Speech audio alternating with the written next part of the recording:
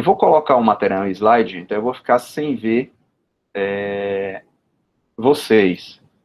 Então, qualquer dúvida, vocês abrem o áudio e fazem uma pergunta para que a gente possa responder, porque eu não vou estar vendo vocês, já que eu vou estar com o slide aqui em tela cheia, certo? Então, vamos lá. O que é a não cumulatividade? A não cumulatividade, ela está claramente disciplinada em dois dispositivos na nossa Constituição. Num que trata sobre o ICMS, no artigo 155, e no outro, parágrafo 2º, e no artigo 153, parágrafo 3º, quando diz respeito ao IPI. Então, são dois tributos que estão a nível constitucional vinculados a essa técnica de tributação, que alguns doutrinadores chamam de princípio da não cumulatividade, mas a doutrina mais recente compreende que não chega a ser um princípio, porque ele seria uma forma de cobrança do crédito tributário. Eu, particularmente, entendo como ele é vinculativo para esses tributos, não só o IPI, não só o ICMS, como para os tributos da competência residual, ou seja, o Constituinte entendeu que qualquer tributo que venha a ser criado depois de 88, que não sejam aqueles que estejam ali já disciplinados na Constituição, criados com base naquela história da competência residual, ele tem que ser não cumulativo. Ou seja, ele traz a não cumulatividade a nível de princípio. Tá? Mas isso é uma discussão doutrinária e a maioria da doutrina entende que, de fato, seria uma mera técnica de tributação. Então, o que é que diz essa técnica, ou princípio, como queira? Diz assim, que o tributo será não cumulativo, expressão da Constituição, compensando-se o que for devido em cada operação com o montante cobrado na operação anterior. Então, vamos entender em que contexto se dá a não cumulatividade. Existem alguns tributos que eles são chamados tributos plurifásicos, ou seja, eles incidem em várias etapas da cadeia produtiva.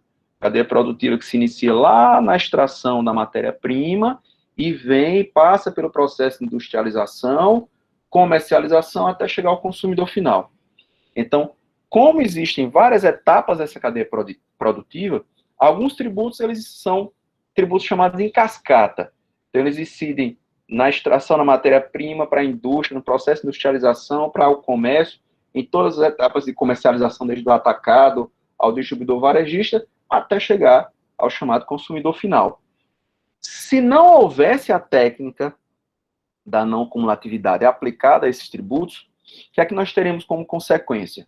O imposto, eventualmente pago na primeira etapa, ele iria compor a base de cálculo para a segunda etapa e haver uma incidência de imposto sobre imposto. E aí acumulando um imposto incidente em cada etapa e engrossando o custo da mercadoria até chegar ao consumidor final. Então, vislumbrando essa tributação repetida, cumulativa, é que foi designada, foi aplicada essa técnica da não cumulatividade para o IPI e para o ICMS, que são, por natureza, esses tributos plurifásicos, tá? Isso foi determinado lá na Constituição. Posteriormente, já pela legislação ordinária, essa técnica foi aplicada para dois outros tributos. Então, observem bem, primeiro, o ICMS, o IPI a nível constitucional, e o artigo 154, aplicando ela também para os tributos da competência residual. Aí a lei que já tinha criado o PIS e COFINS, como a gente estava falando agora há pouco sobre a discussão de PIS e COFINS, são duas contribuições sociais, a princípio cumulativas, que incidem em várias etapas da cadeia produtiva, porque incide sobre a receita bruta lá do produtor, da matéria-prima, sobre a receita bruta do industrial, do atacadista, do comerciante. Então, vem em cadeia produtiva. Então, a legislação alterou para aplicar a técnica da não cumulatividade também para o PIS e COFINS. Então, nós temos aí hoje IPI, ICMS, tributos da competência residual, a nível de Constituição, e a nível infraconstitucional tem o PIS e COFINS como tributos que são submetidos a essa técnica aí, ok? Aí veja, Existe uma questão acerca disso, como já coloquei, a diferença entre técnica de tributação e princípio, vou avançar. E aí tem duas formas de ser aplicado esse crédito. Tem o chamado crédito financeiro e o crédito físico. Qual a diferença desses dois? É que a gente vai usar um pouco de linguagem contábil, por isso que eu vou pedir a ajuda dos nossos colegas contabilistas que fazem parte aqui da turma, para esclarecer e trazer isso de uma forma mais simples possível para quem não seja da área. O crédito financeiro é aquele que gera crédito, todo e qualquer bem que tenha sido adquirido à empresa e tenha sido tributado pelo imposto. E aí vai gerar o crédito, tá? Tem aquele bem, tem aquele bem adquirido sido incorporado ao produto que vai ser comercializado, circulado, enfim, ou não, geraria o crédito. Essa seria a técnica do crédito financeiro. No crédito físico, que é o que foi adotado pela nossa legislação, ele diz que só vai dar direito ao crédito desse imposto aqueles bens que estejam sendo destinados a integrar fisicamente esse produto. Inclusive, esse ano, o STF decidiu, uma ação que vinha se arrastando por ano, sobre o conceito de insumo, porque tratava exatamente disso. No processo de industrialização, só o que fosse considerado insumo é que geraria crédito para o chamado PIS e COFINS. Tá? E aí é um objeto de outra discussão que a gente pode trazer posteriormente, que eu não quero complicar com vocês, mas só para entender isso. E aí nossa legislação optou por essa nomenclatura, ou esse método, vamos dizer assim, do crédito físico, tá? Então, só gera crédito aquilo que foi incorporado. Então, vamos imaginar aqui, no processo de industrialização de pneus, a compra de borracha, o valor que foi cobrado de imposto pela compra de borracha, o tributo que incidir, o imposto, o ICMS, o IPI que incidir pela borracha, sobre a borracha, vai vir de crédito para o fabricante do pneu descontar. E é como se dá esse desconto. Vamos aqui para a gente compreender.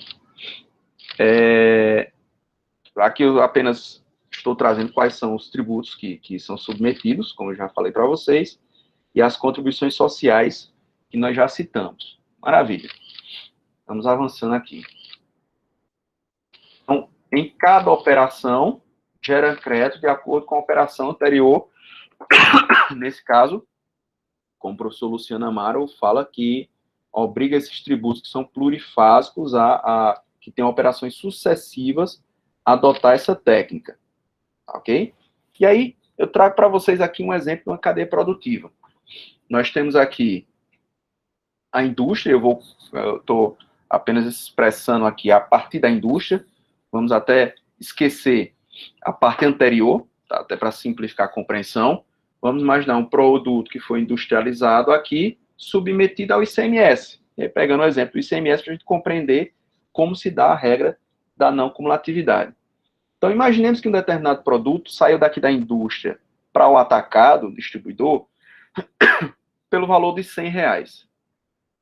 Para a simplificação da compreensão de cálculo, nós vamos entender aqui que toda essa etapa de circulação aconteceu dentro do próprio Estado, porque nós vamos ver quando formos estudar o ICMS, que se a mercadoria tiver saído de um Estado para o outro, fornecedor estiver no Estado, adquirente estiver no outro, as alíquotas mudam.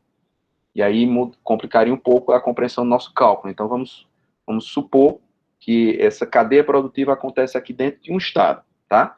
Então, o industrial aqui do nosso Estado fornece a nossa mercadoria pelo custo de R$100 a um atacadista que vai fazer essa distribuição aqui dentro do Estado.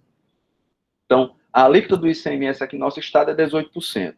Então, esse industrial, quando circula a mercadoria para cá, ele vai pagar ao Estado 18%. Certo? Tem a alíquota incidente sobre essa circulação de mercadoria. Vamos supor, também para simplificação de cálculo, que esse atacadista venda esse mesmo produto por R$200. Tá? Se ele vende por R$200, então ele teria que pagar 18% de ICMS sobre os R$200, que foi o valor que ele emitiu da nota fiscal de venda da mercadoria. Então ele deveria pagar R$36. Ok? Acontece que a legislação, a Constituição diz que o ICMS é não cumulativo, compensando que for devido em cada operação de circulação com o montante cobrado na operação anterior. Então, o que é que vai acontecer com isso? Os 18% que foram cobrados na operação anterior virão de crédito aqui para a operação seguinte. Então, esse atacadista, ao invés de pagar R$ 36,00 de ICMS, ele vai pagar apenas a diferença, que no caso vai dar R$ 18,00. Tá? Então, usa de crédito para não tornar cumulativo o tributo. O mesmo acontece na operação seguinte. Então, se esse produto que foi adquirido pelo varejo por R$ 200 for vendido por 400, e aqui eu estou dobrando o valor apenas para a gente melhor compreender esses cálculos, que eu sei que vocês não são contadores, e aí, às vezes, a matéria de cálculo para quem é da área de humanas dificulta um pouco, e aí eu me incluo nisso, simplifica essa leitura, a gente simplesmente dobrando valores. Então, se o varejo vendeu por 18, por R$ 400 esse produto, 18% de ICMS deveria pagar 72 se o tributo fosse cumulativo. Como tem a regra da não cumulatividade, ele vai utilizar um crédito não de 18 que foi pago, mas de 36 que foi o que foi cobrado na operação anterior. Porque o montante cobrado na operação anterior foi 18% sobre o valor de venda, que daria 36. Então, vem 36 de crédito para cá. E ele só paga a diferença. Ou seja, no final de toda essa cadeia aqui, num produto vendido aqui por R$ 400, ele sofreu a incidência de ICMS num valor total de quanto? Quem calcula aí rapidinho? Ao final das contas, quanto é que foi pago de ICMS desse produto que chegou aqui para o consumidor final por 400?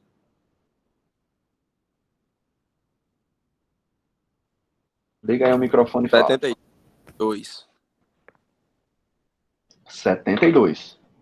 R$ 36,00 daqui, mais 18, 72. Se não houvesse a não cumulatividade, essa regra, se o tributo fosse cumulativo, qual seria o montante? O valor total? R$ 126,00. Seria os 72 da última etapa, mais os 36 da segunda, mais os 18 da primeira, R$ 126,00. Ou seja, em razão dessa técnica da não cumulatividade, deixou de ser cobrado o equivalente a R$ 54,00, que seria essa gordura que iria acumular, que viria acumulando no tributo em cascata. Certo? Isso aí reduz o impacto final do tributo no produto final. Ok? Então, isso se aplica para o ICMS, se aplica para o IPI, se aplica para os novos tributos da competência residual e pode ser aplicado para o PIS e a COFINS, dependendo do tipo de tributação que você estiver submetido. Deixa eu explicar melhor isso. O contribuinte a nível federal, ele pode optar por duas sistemáticas de tributação. É a tributação pelo chamado lucro presumido ou lucro real.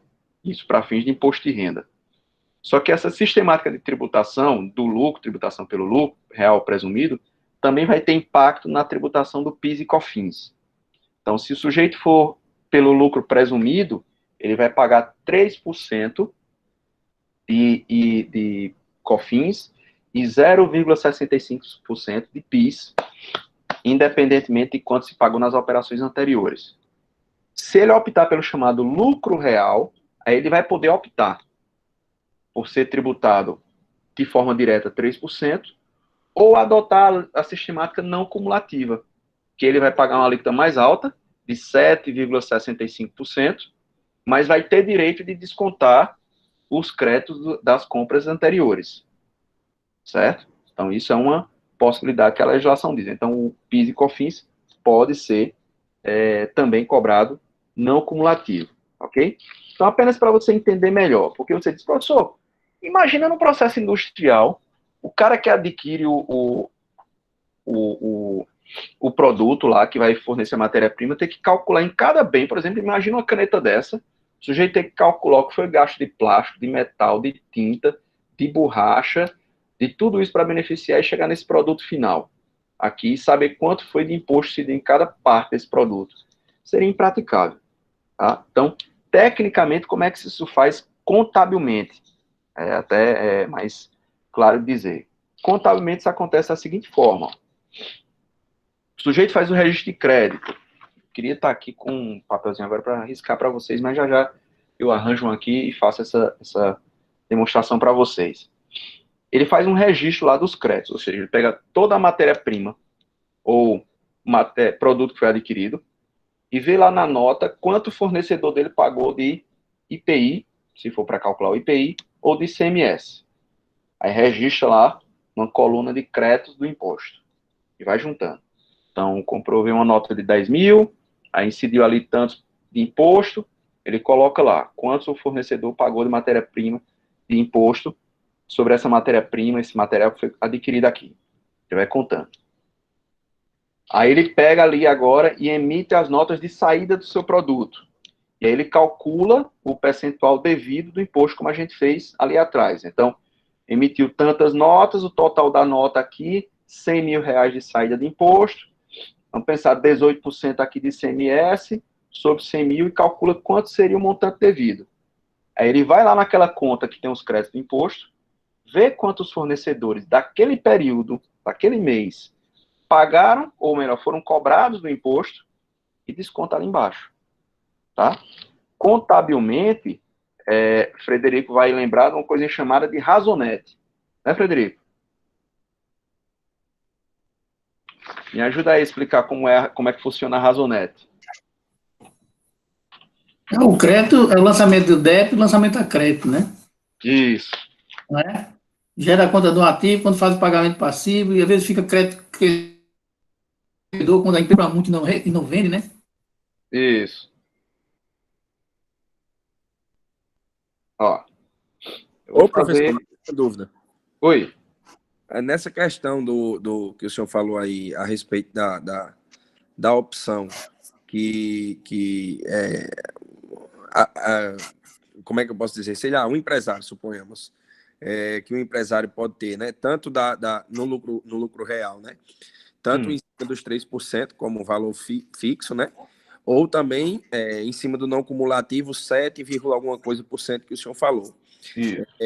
Nessa dedução dos créditos anteriores, se é utilizado algum índice mínimo ou ele pode zerar essa porcentagem de acordo com a cadeia de dedução dos créditos anteriores? Índice, o que é que tu tá chamando de índice? É a atualização do valor? Não, o índice que eu digo assim, o índice de porcentagem em cima, que é 7,6%. 65. 7,65%.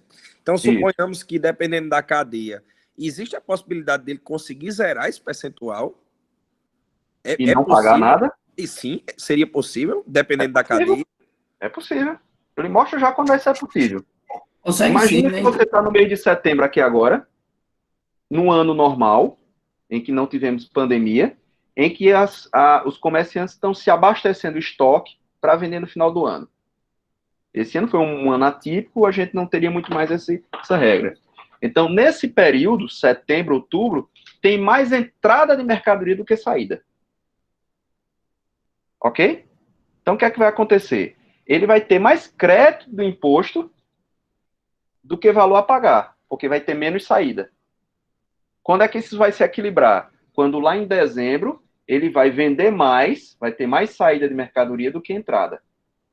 Aí o que ele deixou de pagar agora vai ser compensado e vai ser pago lá adiante. Entendeu, Arthur? Entendi agora. Eu vou trazer dois exemplos aqui para a gente entender. Ó, isso aqui, me corrija, Frederico, se eu estiver errado, isso é o símbolo de uma razonete, contabilmente falando. Não é assim? Isso é. É o que simboliza o que chama de uma razonete, para apuração do crédito. Aqui é uma conta. Existe conta caixa, conta banco, conta mercadoria, conta de ICMS, conta de IPI, e cada conta dessa é representada por uma razonete na linguagem contábil. Logicamente que ninguém mais faz esse desenhozinho para ir apurando. Isso é tudo dentro do sistema, né? Ele vai fazendo isso aqui. Mas isso é o que simboliza essa apuração dessa conta. Tá? Então, vamos supor, o contribuinte foi lá, adquiriu mercadoria. Então, ele veio uma nota lá, numa nota de ICMS, foi cobrado uma nota de R$100, ou de R$1.000, foi cobrado R$180 de ICMS numa nota. Em outra nota de entrada de mercadoria, foi cobrado, sei lá, R$ 400, não compra maior. Chegou outra nota, ele viu lá na nota destacado o valor cobrado na nota de entrada pelo fornecedor dele, que foi destacado, vamos colocar aqui, R$ 100 de ICMS. Isso é apuração mensal, tá, gente? Ele está apurando agora, que dia é hoje? Dia 14, né? Hoje são 14. Então, os contadores tiveram que apurar isso para pagar o ICMS do dia 10, que foi quinta-feira da semana passada. Foi quinta? Foi. No dia 10. Então, até o dia 10, eles tiveram que fazer essa apuração do que houve de entrada de mercadoria no mês de outubro, no mês de agosto. Então, pegaram todas as notas, saíram somando aqui. Aí, vamos lá, vamos fechar essa conta. Se ele chegou no mês de agosto, apurou aqui que teve R$ 680 de ICMS pago pelas notas de entrada de mercadoria. Aí ele fecha a conta aqui a débito de ICMS. Só lembrando uma coisa aqui. A linguagem débito e crédito contábil é diferente da linguagem bancária que a gente entende, né, Frederico? Então, quando a gente fala em débito, vulgarmente falando, a gente pensa em dívida. Contabilmente, isso representa um crédito, Ativo. um ativo, tá? E quando a gente fala em crédito, vulgarmente falando, a gente está pensando em um direito, mas contabilmente falando, isso é um passivo. É um valor a pagar. Obrigação, né? Uma obrigação. Ok? Então, isso aqui são valores que ele tem direito a debitar da sua conta. Certo?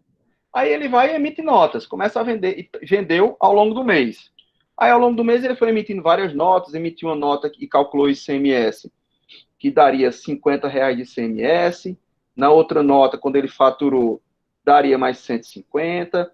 Fez outra venda lá e apurou que sobre essa venda, os 18% de ICMS daria 200.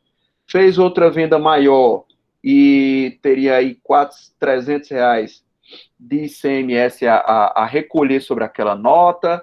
E aí foi fazendo vendas ao longo do mês, emitindo notas.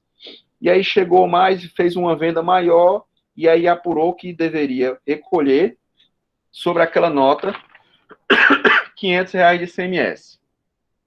Faça a conta aqui. 50 mais 150, 200, com mais 200, 400, 400 com mais 300 aqui, 700, 700 com mais 500, 1.200, tá? Então, ele deveria pagar R$ 1.200 de ICMS. Deveria. Mas ele vai pagar esse valor? Não. Por que não? Porque ele tem direito ao crédito do não cumulativo que foi pago pelos fornecedores dele. Então, o que é que vai fazer? Esses R$ 680 vem como crédito para aqui, ó. Tá vendo aqui? Vem como crédito para aqui, aí ele vai deduzir. Ao invés de recolher os R$ 1.200, ele vai descontar o valor que foi cobrado nas operações da circulação de produto dos fornecedores para ele, vem aqui descontar e vai recolher a diferença. Que no caso aqui dá quanto? Quem já fez as contas aí? 520. R$ 520. Então, nesse mês, agora no dia 10 de setembro, ele pagou R$ 520 sobre as operações de venda do mês de agosto. Em razão dessas entradas de mercadorias tributadas com esse imposto e das saídas de mercadorias tributadas com esse imposto. Entenderam a não cumulatividade onde entrou? Ele já, e faz isso mês a mês. Ele não precisa calcular produto por produto, item por item, não. Ele soma as notas de entradas, faz aquelas colunas aqui do que tem a debitar. Pega todas as saídas e faz a soma. Isso joga numa planilha, né, Frederico? Joga no sistema lá, aí o sistema planilha, joga no Excel e calcula o resultado final. E apura. Os valores dos impostos já vem nas notas, né? É. Já, os valores dos impostos, PI, vem tudo na nota já, né? Isso. Já vem destacado lá. Já esquentado aquele valor, né? Exatamente. E como as notas fiscais hoje são todas eletrônicas, isso é muito simples. Os sistemas hoje, o que é que eles apuram? Quando ele recebe a nota, ele faz o upload da nota para o sistema, pega o QR Code, faz a leitura lá do QR Code, ou pega o chamado XML da nota, joga lá para o sistema contábil, aí o sistema contábil já pega qual foi o valor da mercadoria, qual foi do ICMS do IPI que está ali destacado, e já joga lá para a planilha para calcular. Quando é emitida a nota, o sistema contábil também pega essas notas e faz esse mesmo cálculo e já apura o imposto. Muito mais fácil do que da época que o Frederico começou a fazer contabilidade, que fazia isso na munheca, né? Com certeza, com certeza. Fazia naquela calculadorazinha que saiu o papelzinho, ia lá calculando, puxando na manivela e digitando ali, errava. Não, mas foi depois da manivela. Mas foi da escrituração manual ainda. Manual. Então tinha que ser apurado manualmente e feito esse cálculo aqui, mês a mês. Né? Hoje está bem muito mais simples, muito mais fácil. Lógico que tem muitas obrigações de contador, mas isso aí já simplificou. Nesse caso, a meia nota não ajuda, não, né? Ou como ajuda? Claro que ajuda, Aldir. Se o cara pegar na compra da mercadoria e vier com meia nota, vai vir menos crédito para ele, mas ele provavelmente vai vender com meia nota também. O resultado final vai ser menor. Entendeu? Então, o ruim é se o cara vendesse com nota cheia e tivesse comprado com meia nota. Entendeu? Porque ele ia ter menos crédito para descontar no que ele tivesse a pagar. Aí ele ia sair no prejuízo. Ia ganhar na diferença aí do valor de compra da mercadoria, mas ia ter prejuízo no imposto final. Entendeu? Essa malandragem, o pessoal encontra o jeito de valer a pena. Fazer valer a pena, que senão não tem sentido, né?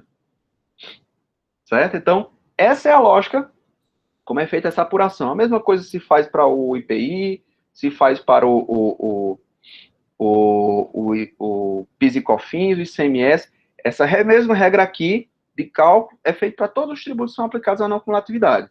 Tá? O que é que vai mudar? O que é que gera crédito ou não? Tá? Que eu não vou entrar nesse mérito aqui, que não nos cabe fazer essa leitura agora, certo? É uma questão para pós-graduação em Direito, ou mais para contabilista, na apuração de crédito, mas o que vai mudar, simplesmente saber o que é que dá direito ao crédito, o que é que não dá direito ao crédito. Por enquanto, é vocês compreenderem que existe a possibilidade de crédito quando tiver essa situação plurifásica, certo?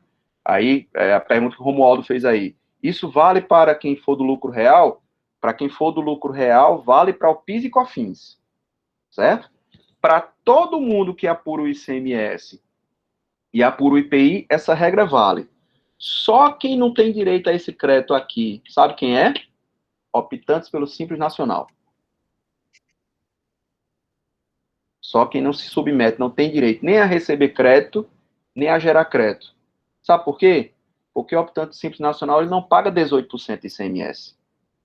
Ele paga uma alíquota reduzida, e essa alíquota reduzida, pela interpretação judicial, ela tem o mesmo efeito final da não cumulatividade, que é reduzir o impacto do tributo no preço do produto.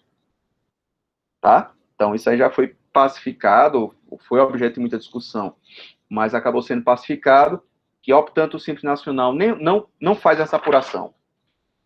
Quem é do Simples Nacional, ele emite o valor da nota e vai ser apurada a alíquota do Simples Nacional sobre o valor cheio da nota. Aí ele não vai precisar apurar isso. Da mesma forma, se ele vender para um contribuinte que possa apurar, por exemplo, o cara que é do lucro real, o cara que compra do Simples Nacional não vai ter direito a esse crédito, porque ela foi tributada com uma tributação reduzida lá.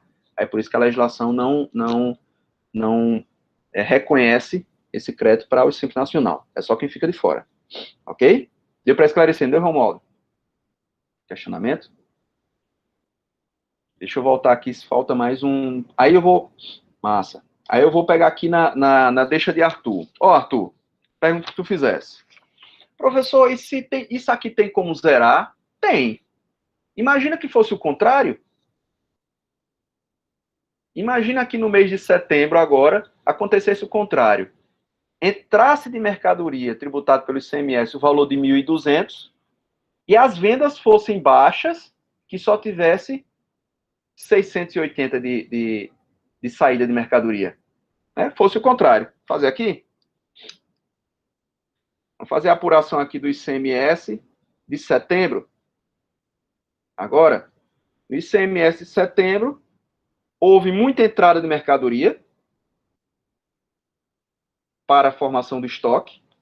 Vamos lá, uma nota de 500, outra nota de 100, mais outra nota de R$300. Não a nota, o valor da nota, mas o valor do ICMS destacado naquela nota, certo?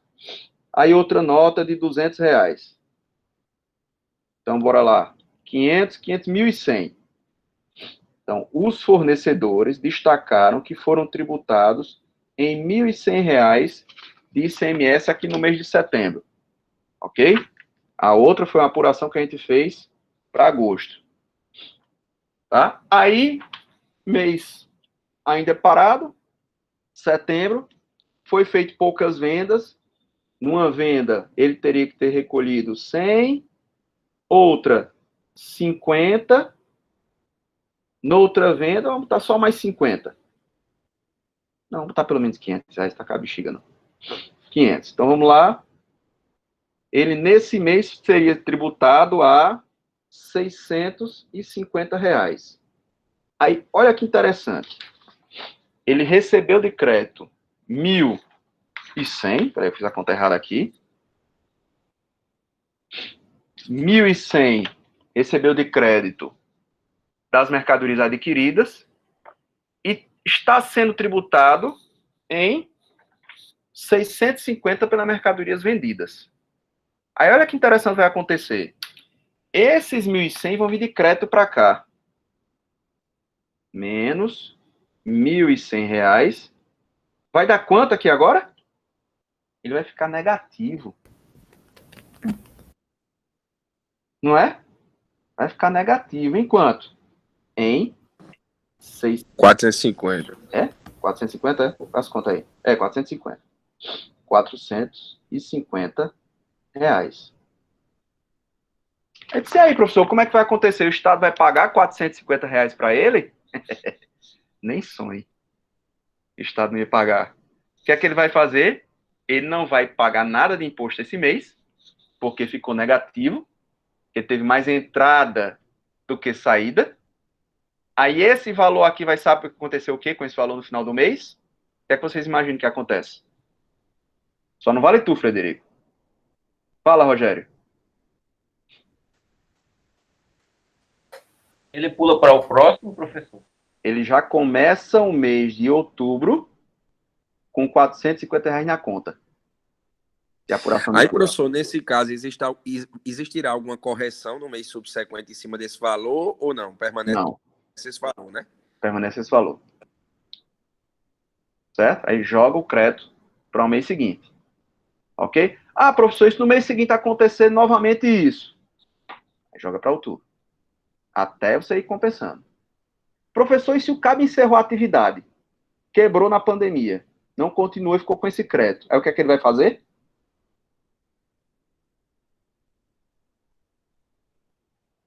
E aí?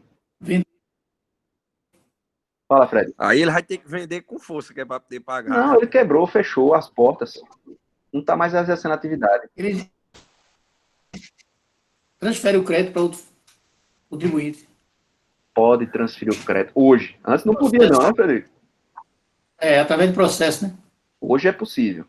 Ou então ele pede de volta ao Estado. Faz um pedido de restituição.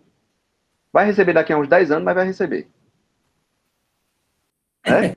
Pode pedir a restituição. Ele não tem mais a pagar, só tem esse crédito aí, e vai lá e pede a devolução, porque ele tem um crédito a receber do Estado isso aqui. Tá? Ou ele vende para terceiro, faz a cessão, que hoje isso é possível, ou então pede de volta ao Estado. Pode também, né, professor? Pode compensar também, né? Algum pagamento que tiver para fazer no Estado. Se eventualmente ele tiver outras dívidas lá pendentes, ele pode fazer a compensação. Ele vai pedir restituição se não tiver com que fizer a compensação. Mas é um crédito dele.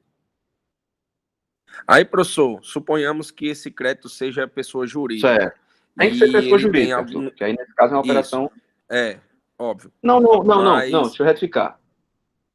Retificar para depois não cometer um pecado no direito empresarial. Se o cara for um empresário individual, ele não é pessoa jurídica.